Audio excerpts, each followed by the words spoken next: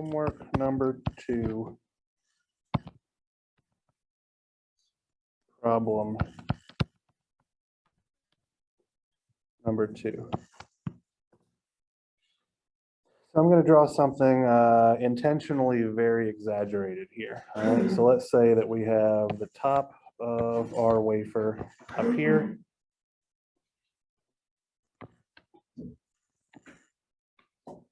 And the bottom of our wafer down here. And we have a P-type substrate. And we have, I think I've been using this purple color, an N well that has been deposited into our substrate through ion implantation or something like that.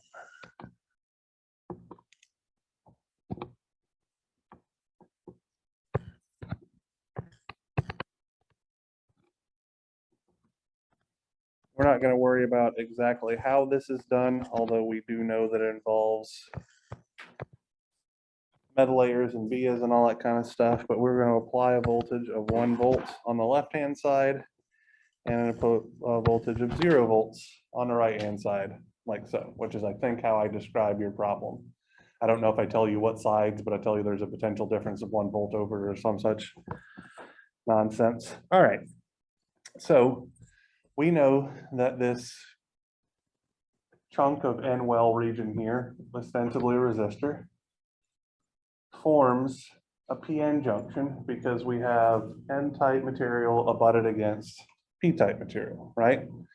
So depending on the doping concentration is going to tell us what the width of our depletion region is. But since we know that our N-well region has to be more heavily doped than our substrate region, I would argue that the N side of the depletion region should be small in comparison to the P side of the depletion region, right? As it's more, the more heavily doped side will be physically smaller. So I am going to attempt to draw this, all right? So on the unbiased side,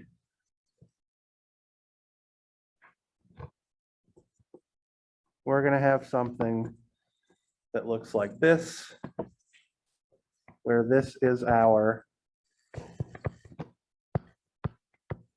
bound.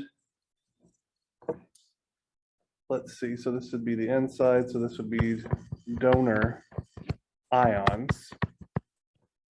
So it's a layer of positive charge.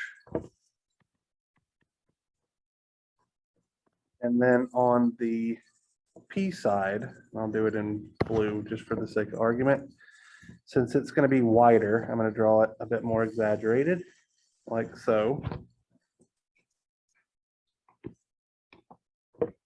And this region represents my bound acceptor ions, which have a negative charge, right?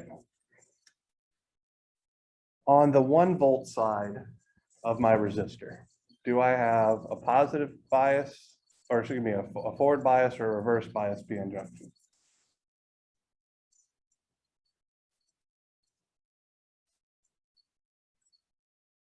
So to help you guys think about that, consider that our substrate should also be at a potential of 0 volts, right? It's not at some floating potential. We typically bias our body or our substrate to be at 0 volts, which is why I can say the 0 volt junction is a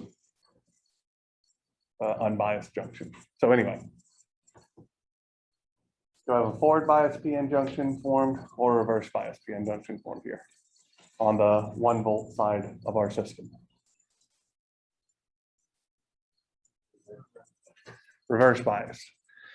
So when my junction is reverse bias, what does that do to the width of the depletion region? Does it make it grow bigger or make it shrink? Makes it larger, okay? So on the N side, it's going to look something like this. so it should be blue.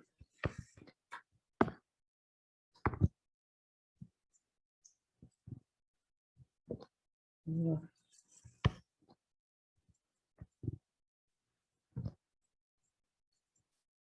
And so what I'm going to try to do now is to draw something approximating a straight line here to show you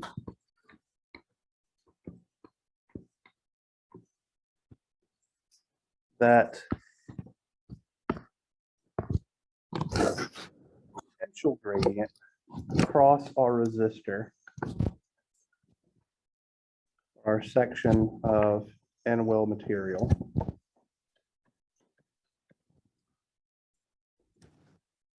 causes a gradient in the thickness of the N-well resistor, right?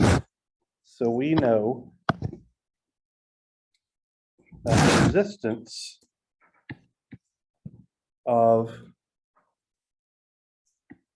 really anything as a function of its geometry is rho E, the electrical resistivity, times the length divided by the area, which in this case will be the width multiplied by the thickness.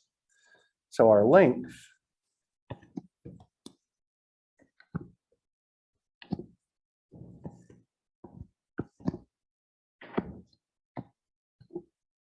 is this measurement. Our thickness is this measurement, and our width is the dimension into and out of the page. All right. So if I make a crappy coordinate system here, here's our thickness direction, here's our length direction, here's our width direction. I apologize if my W's look like omegas, because I know I yelled at all of you, or most of you in circuits 1 when you kept calling it W, and it's like, no, it's a damn omega. So now it's coming back to bite me in the butt. All right, so from this, what can we say about the resistance of the N-well resistor as we move from the left-hand side of the resistor to the right-hand side?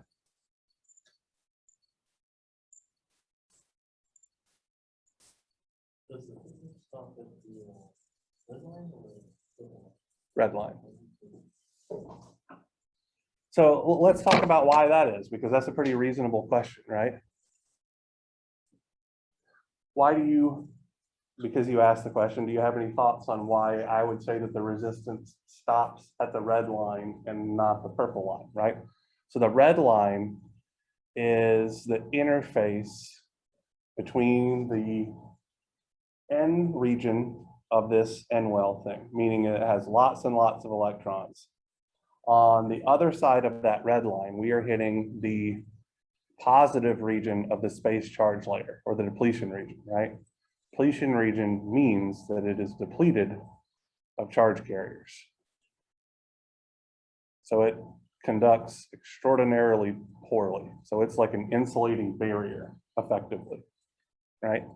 There are no free charge carriers, or practically no free charge carriers in that region. And the more and more we reverse bias it, the less and less free charge carriers are there. Another way to think of it is the chances of diffusion occurring are getting smaller and smaller and smaller the more and more we reverse bias it. So effectively, we can't pass current through that portion, so it's not acting as part of the resistor. Same thing with the region between the purple and the blue.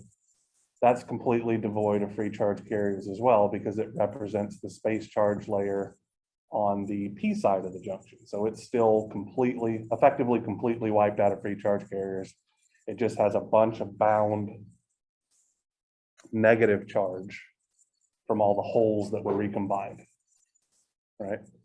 So that's why I'm saying that the thickness of the part of the N-well region that's behaving as a resistor varies as a function of voltage here. Okay, so how does the resistance behave across the resistor. Does the electrical resistivity, rho E, change? Does the length change? Does the width change? No, only the thickness changes, right? So on the left-hand side, the thickness is at its smallest, which means the resistance is at its highest, right? And on the right-hand side, the thickness is at its largest, so the resistance is at its smallest. So we should see that as we move from left to right, so we could say R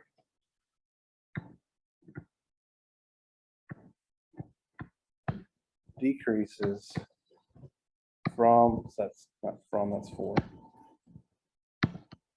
from left to right.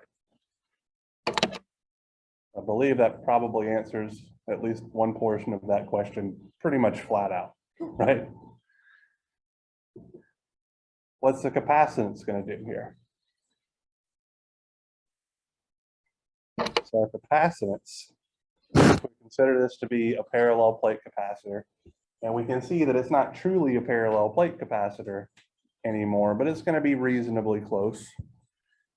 For a parallel plate capacitor, the capacitance is epsilon A, which A in this case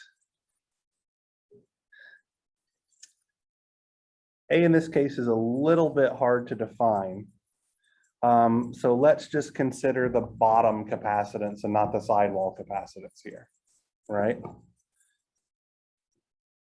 The area of the plate is some fraction of the length. I'm going to call it L prime multiplied by the width.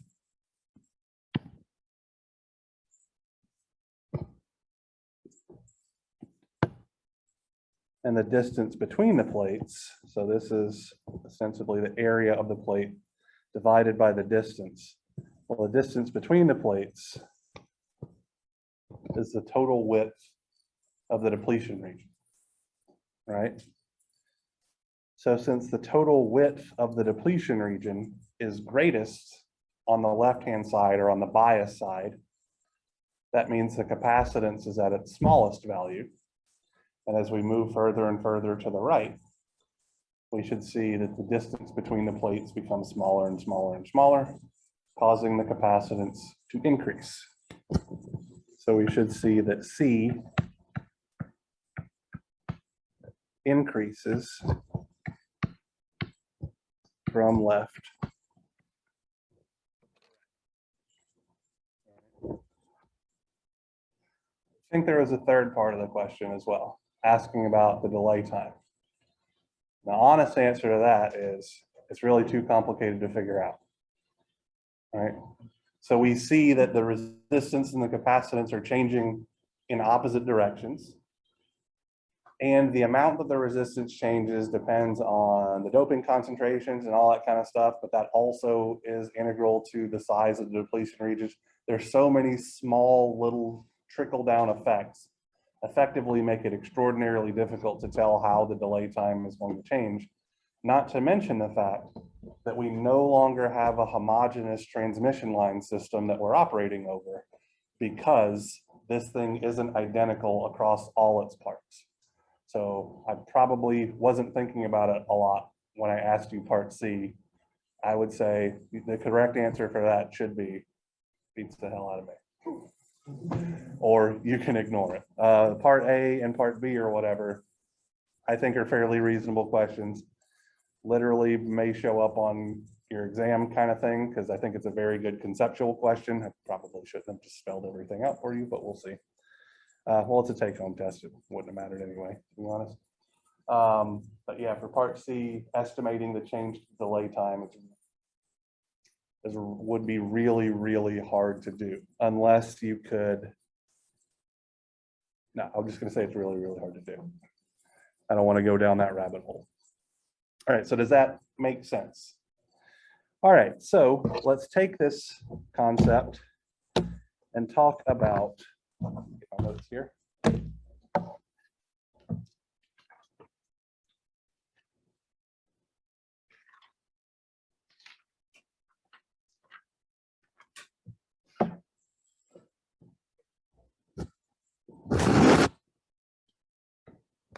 what's called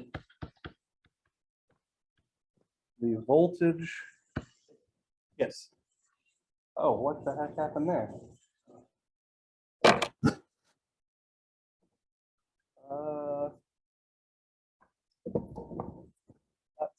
I've never seen that before because it didn't look like that on my screen at all. Screen left, screen right. Did I press a button on the? I must have. All right. Did I somehow press the split? Apparently so. All right, that's easy enough fix. Thank you. I will. Yeah.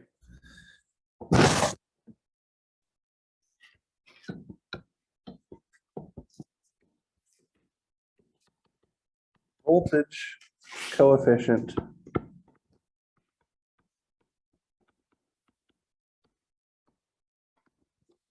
of resistance. And we're going to be talking about it here specifically for an N-well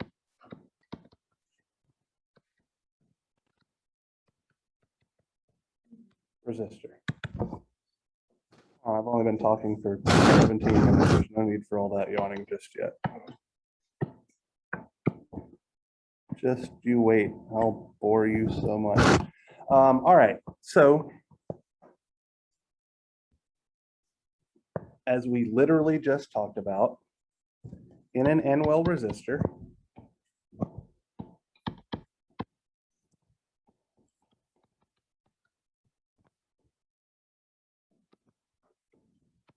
a potential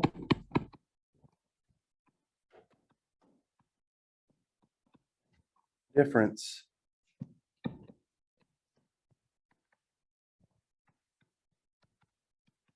across the resistor causes variations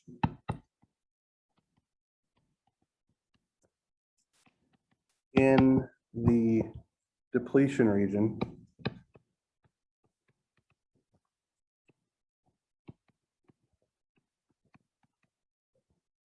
of the N-well P sub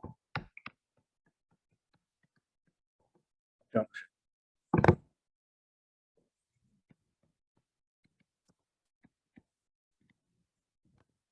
This causes the thickness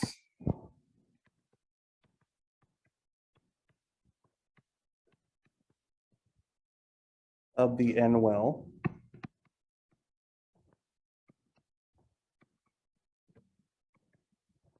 to vary over its length.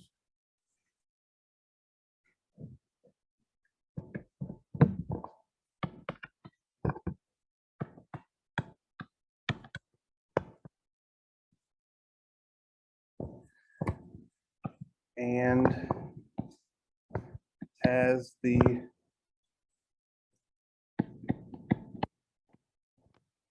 reverse bias voltage increases,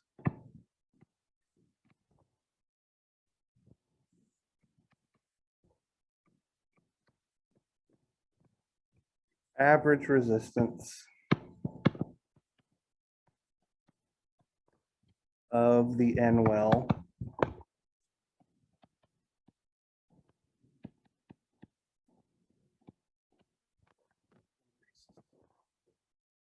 right, which is exactly what we saw in our above graph, right? The left-hand side had a higher resistance than the right-hand side.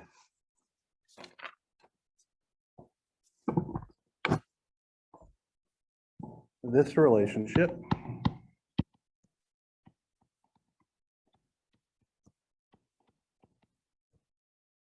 is known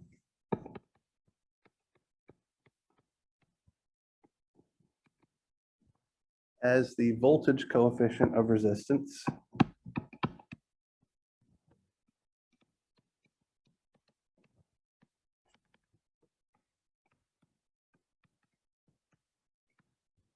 we'll call VCR, where VCR is equal to 1 divided by R of V naught multiplied by delta R over delta V. So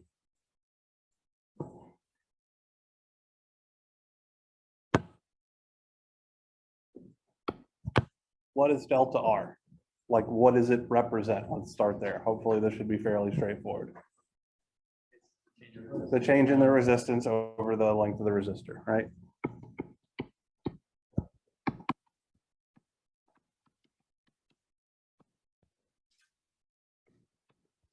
What's delta V?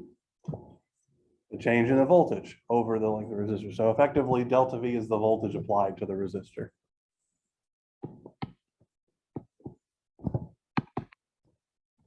So actually, I'm not even going to say change in voltage. I'm going to call it potential difference across the resistor.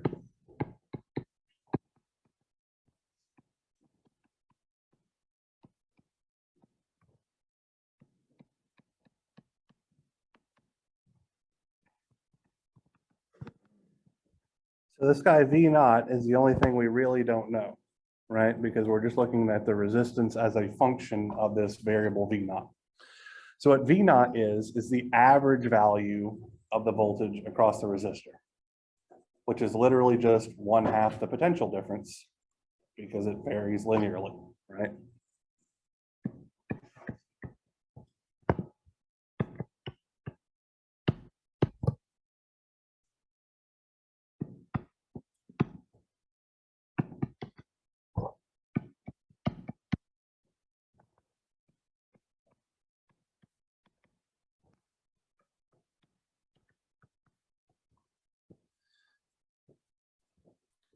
So from this, we can say that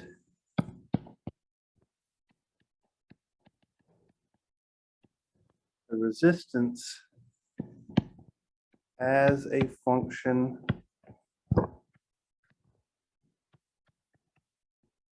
of voltage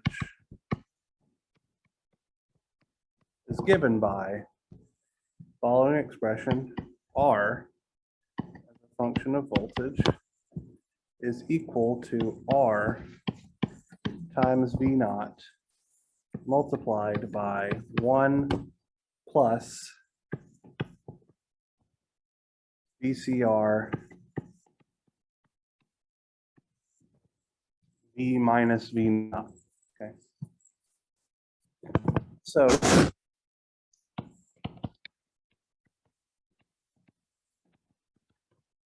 as an example, let's say that we have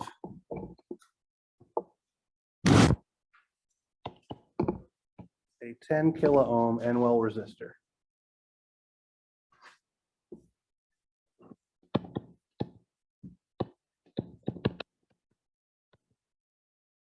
And we want to know what the average resistance, so I'm going to write this down, calculate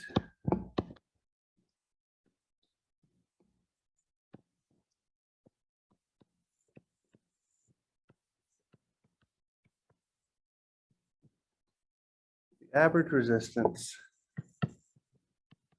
for the 10 kilo ohm resistor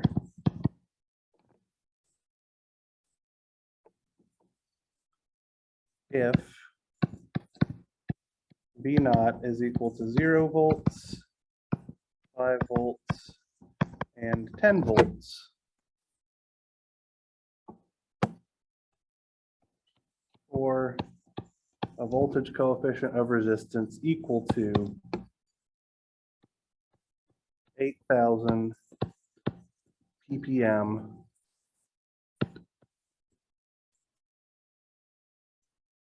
per volt.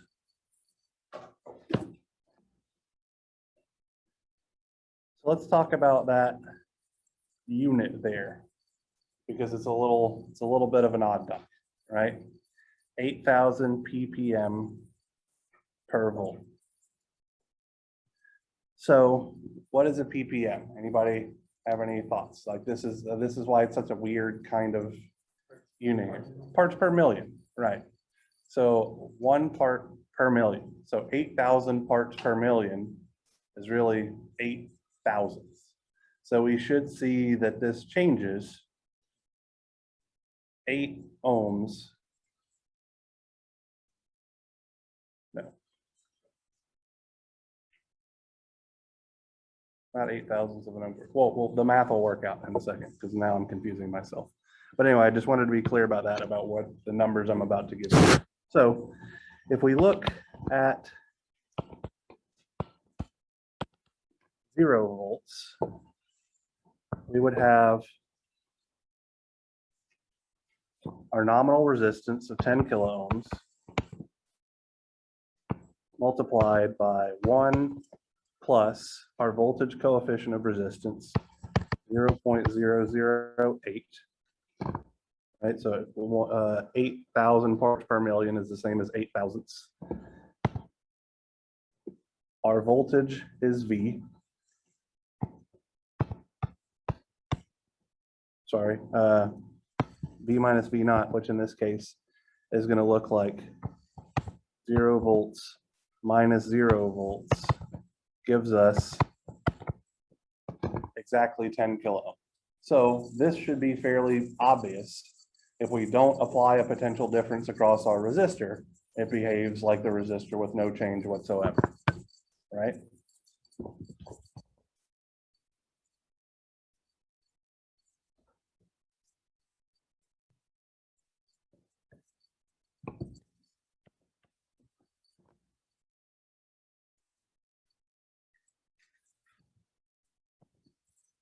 Or an average voltage of 5 volts across our resistor, we would get 10 kilo ohms times 1 plus 0.008 times 5 minus 0, giving us a resistance of 10.4 kilo ohms. So we see that this thing is behaving fairly significantly differently because of the application of this voltage, right? So an average voltage of 5 volts across this thing, what does that mean? What's the actual voltage across it? 10 volts, right? Because the average value is just half of the potential difference. And then fairly obviously, if we had an average value of 10 volts, we would see 0.08, 1 minus 0, 10.8 kilo ohms, right? So we're seeing that as our voltage across our resistor goes up to 20 volts, this causes an additional, effectively 800 ohms of resistance to appear because of that imbalance in our depletion region width. Okay.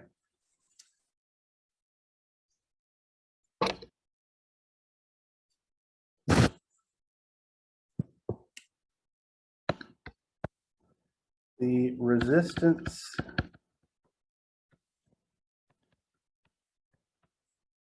increase due to VCR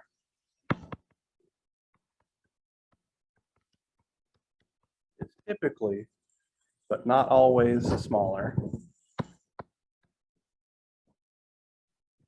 than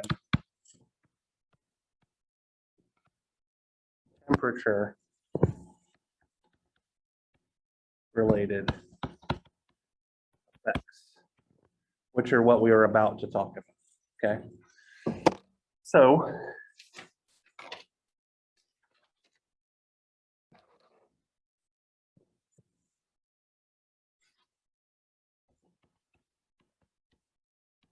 let's now discuss temperature coefficient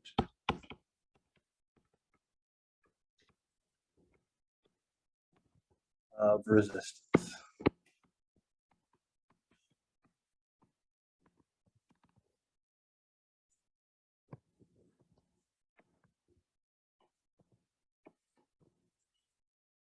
All right, so again, tying back to what we talked about at the very beginning of the lecture, the temperature coefficient of resistance is dependent on the resistivity of the material, right?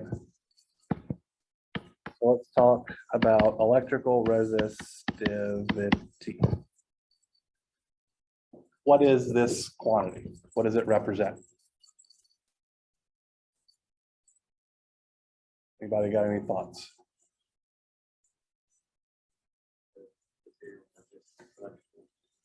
Yeah, I mean, it's effectively the material property that determines the resistance, right? So if a resistor is like the larger the value of the resistor means that it's harder and harder to pass current through it. And the resistivity is just the material property that matches that thing, okay? So resistivity is the material property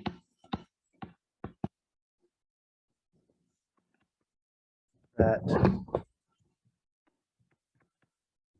determines how difficult it is to pass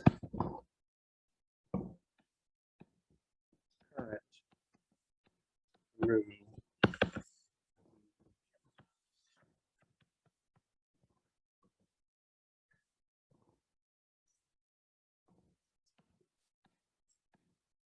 Mathematically, the electrical resistance is 1 divided by our elementary charge, Q, multiplied by mu n times n plus mu p times p. This is actually one of the first things that we covered in 335. And you probably should have seen it in 334 as well, right? So, Albert, because you didn't take 334 or 335, I will explain what the hell these things are, because it might be of somewhat of use here, right? I think we've already talked about what the elementary charge is, right? That is the charge of an electron, 1.60218 times 10 to the negative 19 coulombs. Mu n is the electron mobility, having units of centimeters squared per volt second. Yes, that is a very strange unit, but it is what it is. N represents the electron concentration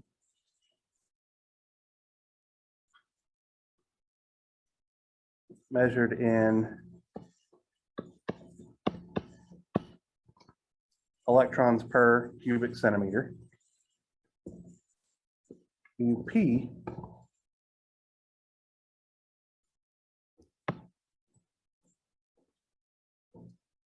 is the whole mobility, also measured in centimeters squared per volt seconds, and P represents the whole concentration, measured in per centimeters cubed, okay? Do any of you guys remember what these mobilities actually represent? The mobility is simply the carrier velocity, so how fast those electrons or holes are traveling in the presence of an electric field, divided by the magnitude of the electric field that's causing the movement. So it's related very, very closely to what we've called the drift, We talked about it in our analog electronics class. All right. So in this equation, how many of these quantities depend on temperature? Take a guess.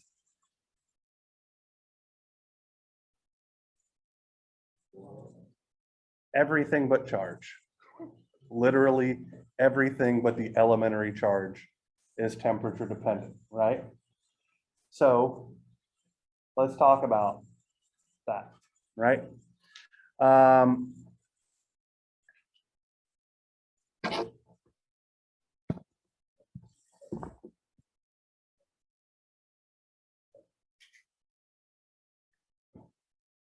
Carrier mobility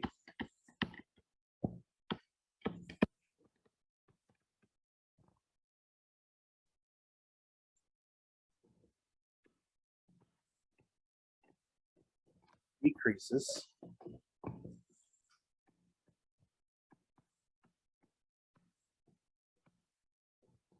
as temperature increases.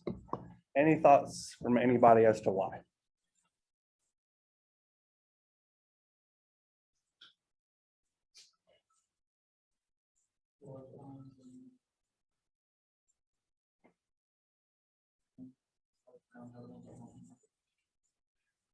You're extraordinarily close, okay?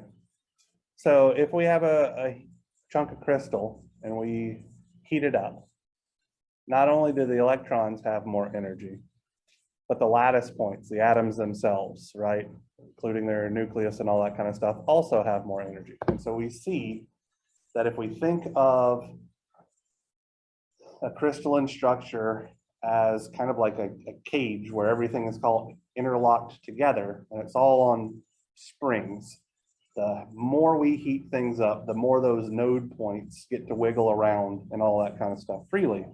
And so the increase in the lattice vibrations causes an increase in scattering events, which means electrons and holes by extension are bouncing off of stuff a lot more. So they don't have kind of a clear path from one end of the crystal to the other because atoms kind of jump in the way every now and then and cause scattering events to happen, right? So carrier mobility decreases as the temperature increases.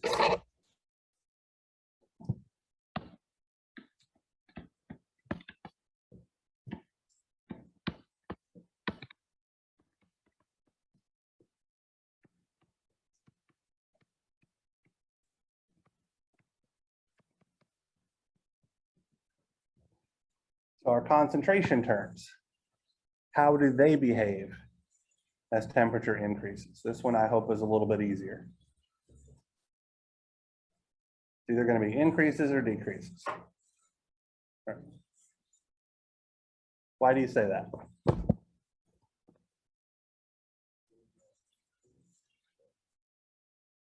So that's not what carrier concentration really means. Okay. So what a carrier concentration means is the ability for the atom to give up. So let's say that we're talking about an N-type material, right? So we have donor atoms and they have an electron that needs to be excited from the valence band to the conduction band, right? And so the more thermal energy we have in the system, the more likely it is for that to occur, right? So the hotter it is, the more free charge carriers we should see. The colder it is, the less free charge carriers we can see because it takes a little bit more energy to push that guy up, right? So we should observe that carrier concentration increases as the temperature increases.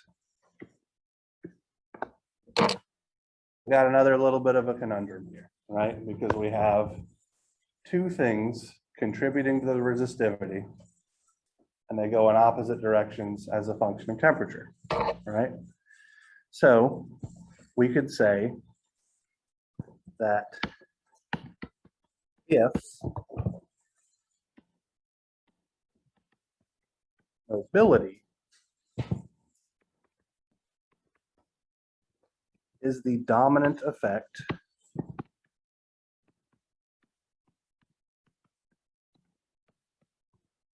on resistivity,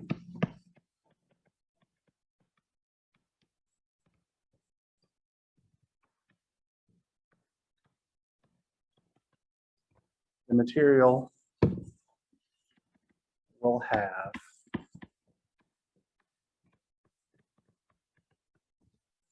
a positive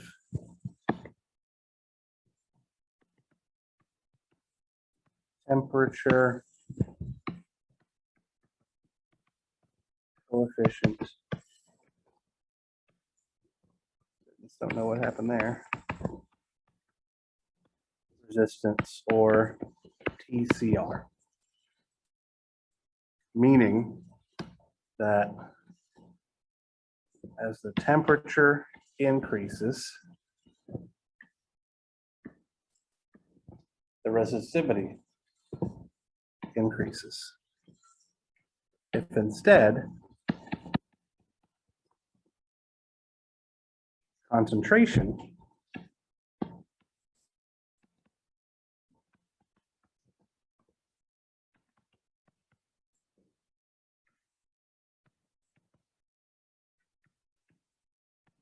is the dominant effect on resistivity,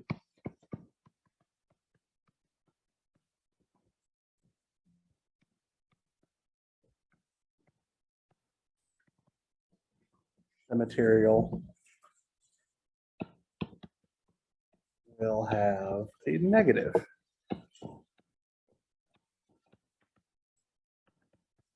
TCR, meaning that as our temperature increases, our resistivity increases.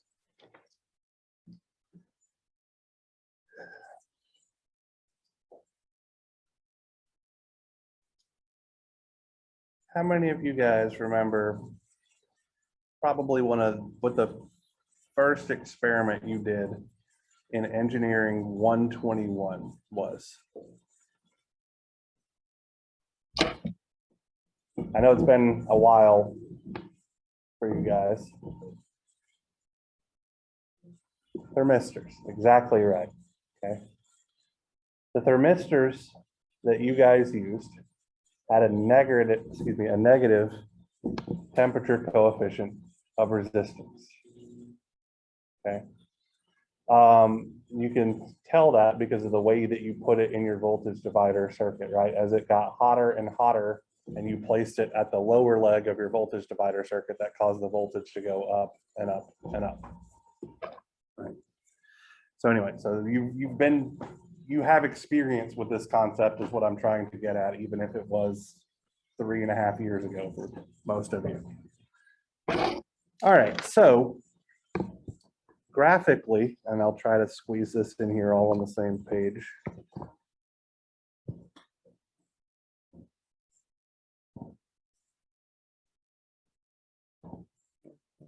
Okay. What this looks like, we have the resistance as a function of temperature.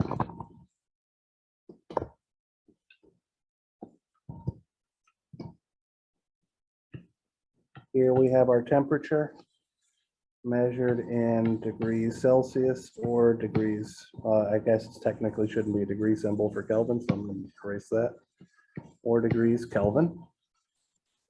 And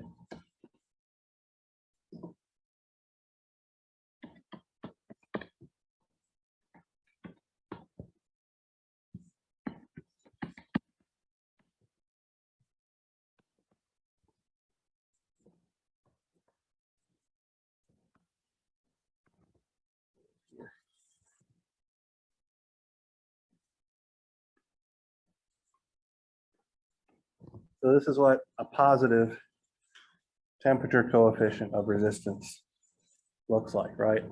As the temperature increases, the resistance has increased. And this slope,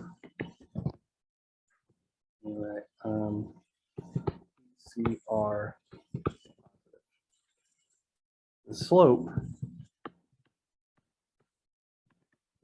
is equal to the change in resistance due to the change in temperature. And so mathematically, we could see that R of T is equal to the resistance at T naught, room temperature, effectively, multiplied by 1 plus 1 over R T naught delta R over delta T, or this whole big fraction expression here is just our temperature coefficient of resistance multiplied by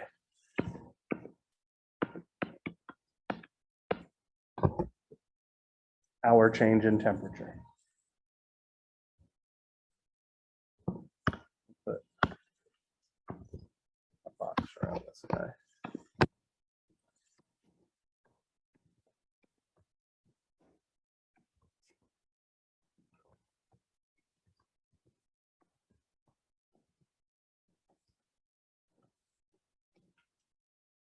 All right. So let's say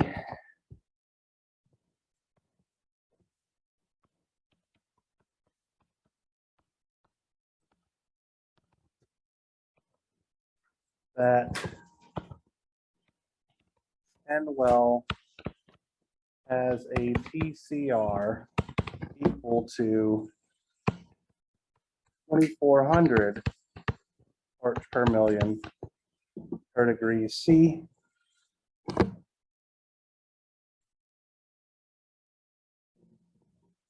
where naught is equal 27 degrees Celsius or room temperature. Determine the resistance variation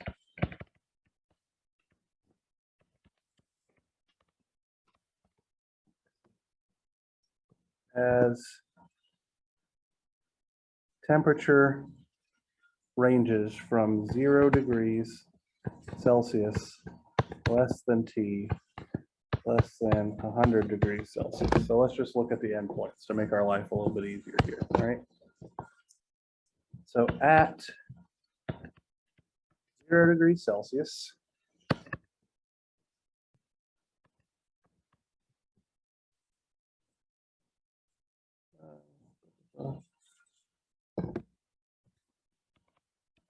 we'll give you guys the value. Let's call it a 10 kilo ohm N-well resistor.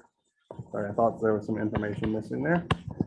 So a 10 kilo ohm resistor multiplied by 1 plus our temperature coefficient of resistance. So this is going to be 0.0024 because 2,400 parts per million is 2.4 thousandths.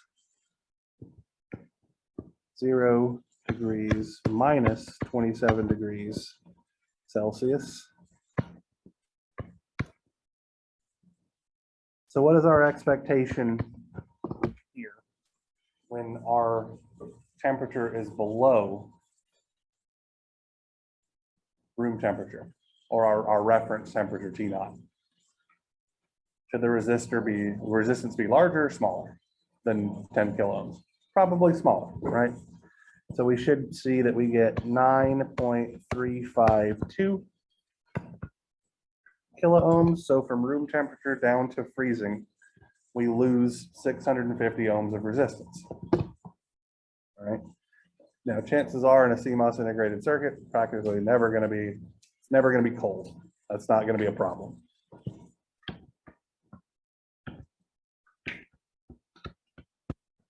.100 degrees Celsius. All right. So This is a little bit warmer, but honestly not by much. More than what my computer in my office runs at. I don't clean all the dust out on a fairly regular basis. I think the highest I've ever seen it was 91. And during normal operation, after I've cleaned the dust out and all that kind of stuff, it's usually somewhere around 55. So I apparently let it build up a lot. I'm lucky I didn't burn out my graphics card. All right, so we would see a resistance of 11.752, right? So just for the sake of argument here,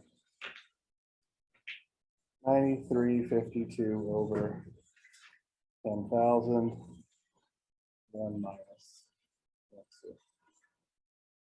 So we saw a 6.5% decrease in resistance at 0 degrees Celsius. And looks like we're going to have a 17.5% increase when we're at 100%. So in an analog circuit running at a temperature, like you may need to take your temperature effects into consideration. And so I guess that really depends on where you're using your resistance. So let me explain by what I mean by that. If we are setting, I think we talked about this quite a bit in 335 and 336. How do we bias transistor circuits usually? Right, some sort of resistance-based network. Does the actual, so ostensibly, if we were going to make a transistor amplifier, but all of it be on one chip, so all of it is monolithically integrated, our resistors would be part of that integrated circuit, right? So they would be implemented using NWEL resistances, potentially, depending on what process technology node we're working with. So were the resistor values themselves the important thing, or was it a resistor ratio that was important for our biasing schemes that we discussed in our other classes? Usually, pretty significantly, it was ratio based. So if we had a ratio based biasing scheme, both of our resistors would ostensibly increase by the exact same amount, right? So that our temperature coefficient of resistance really wouldn't matter all that much on that biasing scheme. But if we were trying to load something with a particular value, then we have a significant issue. Or if we are trying to design to a specific, so I know the design problem that you guys did at the beginning of 336, right? There were some constraints on the amount of one of the, I think your source current or something like that had to be constrained to within a certain value. And so that caused you to need to use very specific values of resistors that also met a particular ratio. So temperature coefficient would play a role there. So anytime you need an exact value for resistance, you really need to pay attention to what your expected operating temperature and all that kind of stuff is going to be. All right. Let's see. All right, we got 20 minutes left, so we'll start this. Poly capacitors.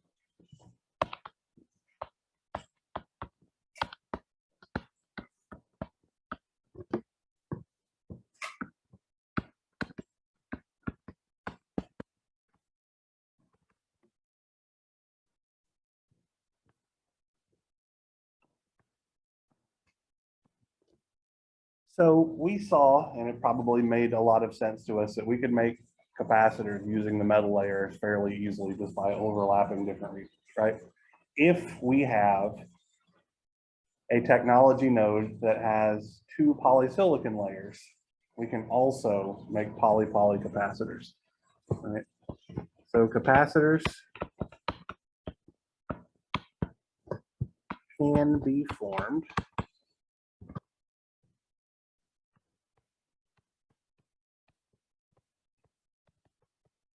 by overlapping poly 2 layer above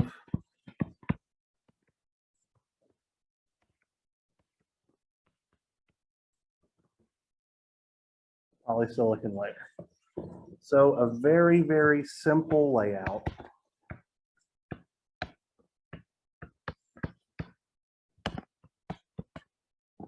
Side view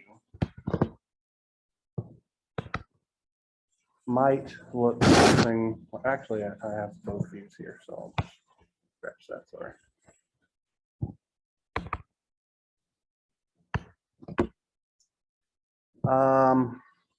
Have I used red for anything? Okay, I'm going to use red. So the reason I'm going to use red here, technically red in electric is what is used to define your high res poly 2 layer. So if you put down, if you have it set up for analog circuits and you drop a high res poly 2 resistor, what it's going to be is this bar.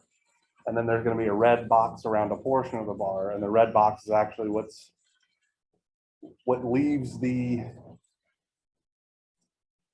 oxide intact so that you don't accidentally dope the polysilicon. Because if you dope the polysilicon, the resistance goes down a whole hell of a lot. Well, because I don't have that many colors and all that kind of stuff, I'm going to use red for this.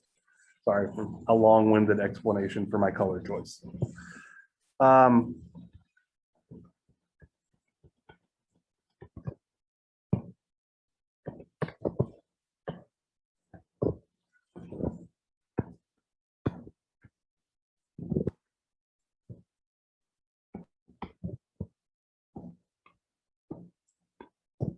So it's red.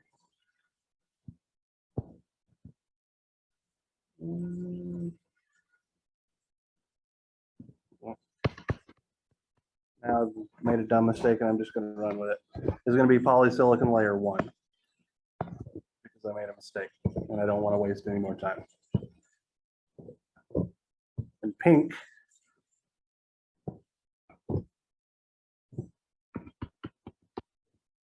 will be poly 2, even though I know that it's supposed to be the other way around.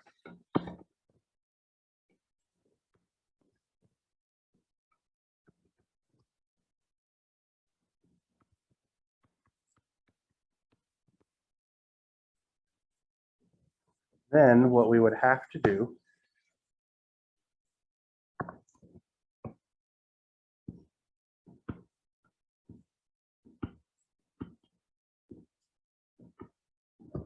is connect our poly 2 to a metal 1 run. And similarly, connect our poly 1 to a metal 1 run. And I'm using a lot of parallel vias here.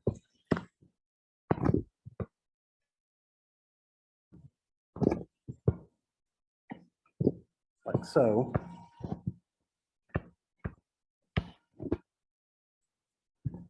And so a structure like this, from a side view, here's our substrate.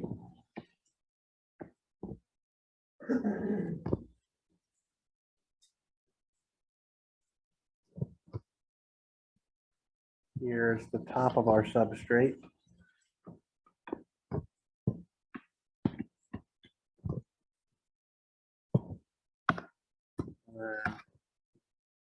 We have our red polysilicon layer. Actually, let me make a slight adjustment here because I forgot our field oxide. That is critically important. So I'm just going to put that oxide layer in gray here below it.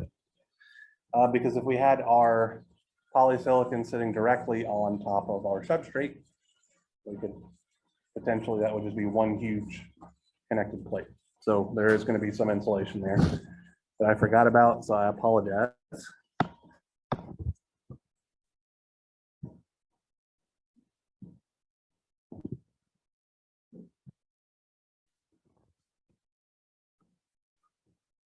Here we have our poly 2 layer.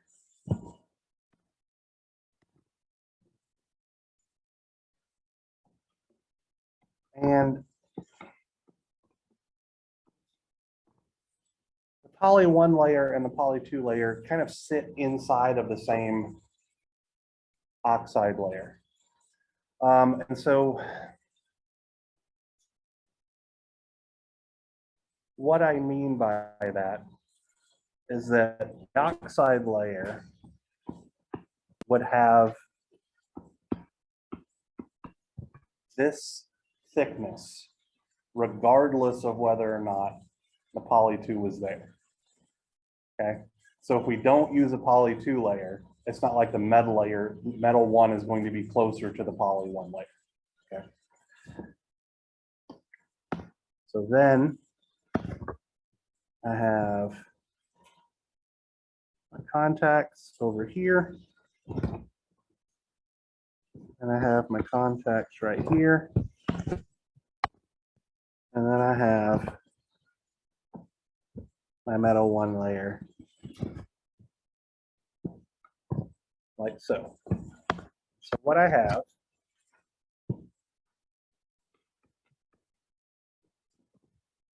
is a parallel plate capacitor, right? Formed between the poly 1 layer and the poly 2 layer. That is my intentional capacitor. I also am going to have multiple parasitics, all right? So, for example, there's going to be a parasitic capacitance here, formed between this overlap of metal 1 and poly 1. There's going to be a parasitic capacitance formed between the overlap of metal 1 and the substrate on both sides here. And then the biggest culprit that we're going to have is a parasitic capacitance formed between the poly 1 layer and the substrate itself.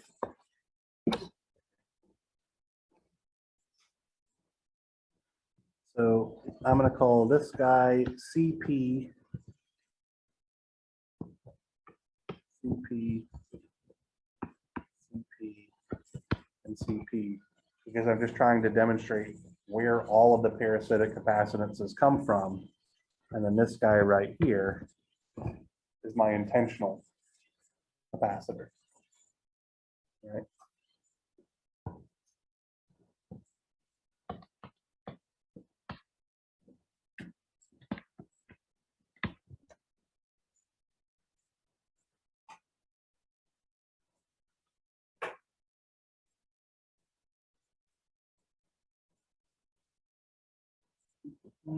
All right, actually, before I go to that, I want to talk about one other thing real quick here.